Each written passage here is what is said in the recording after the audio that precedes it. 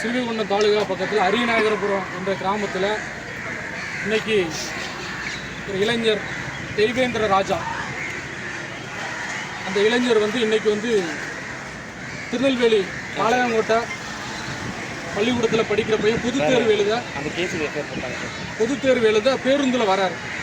வரும்போது ஒரு வாரத்துக்கு முன்னோட்டி கபடி விளையாட்டில் ஏற்பட்ட தம்பி ஜெயிச்சுட்டாங்கிற ஒரே காரணத்துக்காண்டி ஆதிக்க சாதி வெறியர்கள் பஸ்ஸில் ஏறி தம்பியை கொடூரமாக வெட்டுறாங்க. நீ விளையாட்டில் ஜெயிச்சுட்டு அந்த கையை தான் இந்த கை தானே தொட்டுச்சு அப்படிங்கிறது விரலை வெட்டுறாங்க. தொடர்ந்து இந்த போக்கு தென் மாவட்டத்தில் தொடர்ந்து நடந்து கொண்டே இருக்கிறது.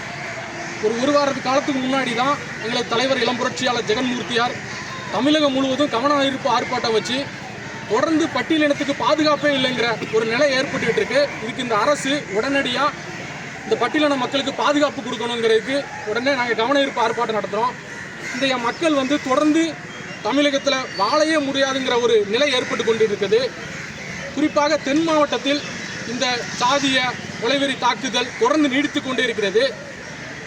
காவல்துறையே எங்களுக்கு இதை கண்டுகொள்ளாமல் மௌனம் காக்கிறதோ என்ற ஐயம் ஏற்படுகிறது.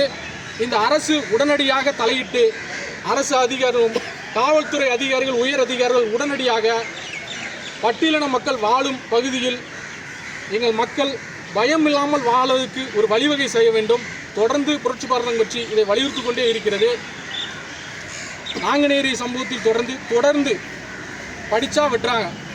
கள்ளச்சாராயத்தை தட்டி கேட்டால் கள்ளச்சாராயத்தை சொன்னால் காலில் வெட்டுறான், படித்தா வாயில் வெட்டுறான், இப்போ கபடி விளையாட்டு இது பண்ணால் வெட்டுறான். தொடர்ந்து இந்த போக்கு தொடர்ந்து நடந்துக்கிட்டே இருக்குது. நாங்குநேரி, சிவகங்கை, தொடர்ந்து இப்போ ஸ்ரீவைகுண்டம் தொடர்ந்து இந்த போக்கு நீடித்தால் தமிழகம் எங்கும் மிகப்பெரிய போராட்டத்தை இளம் புரட்சியாளர் ஜெகன்மூர்த்தியார் அவர்கள் தலைமையில் நாங்கள் முன்னெடுக்க தயாராக இருக்கிறோம் என்பதை தெரிவித்துக் கொள்கிறோம். இப்போ தம்பி எப்படி இருக்காப்புல, என்ன செய்யணும்? தம்பி நார்மலாக இருக்காங்க. நான் போய் பார்த்தோம், பலத்த காயம் ஏற்பட்டிருக்கு. தம்பிக்கு அரசு உடனடியாக தலையிட்டு உயர் சிகிச்சை அளிக்கணும். தம்பியை உடனடியாக இந்த மாவட்டத்தோடைய அமைச்சரும் மாவட்ட கலெக்டரு, எஸ்பியெல்லாம் உடனடியாக பார்த்து எங்களுக்கு ஒரு பாதுகாப்பான சூழ்நிலை உருவாக்கி கொடுக்கணும். வெளியே தம்பி ஒரு பெரிய இதில் இருக்குது, ரொம்ப இதாக இருக்குன்னு எல்லோரும் சொல்கிறாங்க. அந்த நிலை எங்களுக்கு ஒரு பாதுகாப்பான இருக்குது. அவங்க தகப்பனார் இருக்கார்.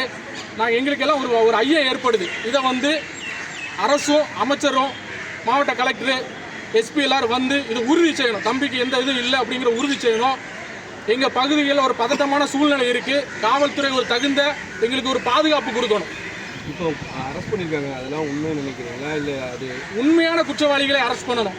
இதற்கு பின்னாடி யார் இயக்கிறா? தென் மாவட்டத்தில் தொடர்ந்து இந்த கலவரங்கள் நடந்து கொண்டே இருக்கிறது. நாங்கள் படித்தா வெட்டுறோன்னா இன்னும் நாங்கள் என்ன தான் செய்யணும் சொல்லுங்கள்? நாங்கள் படிக்கவே கூடாதா? படிக்கிற சிறார்களை வெட்டும் சூழ்நிலை நடந்து கொண்டு இருக்கிறது. அப்போ இதுக்கு உயர் அதிகாரிகள் இதில் தலையிட்டு இது உடனடியாக இதுக்கு நடவடிக்கை எடுக்கணும். சரி, ரைட்.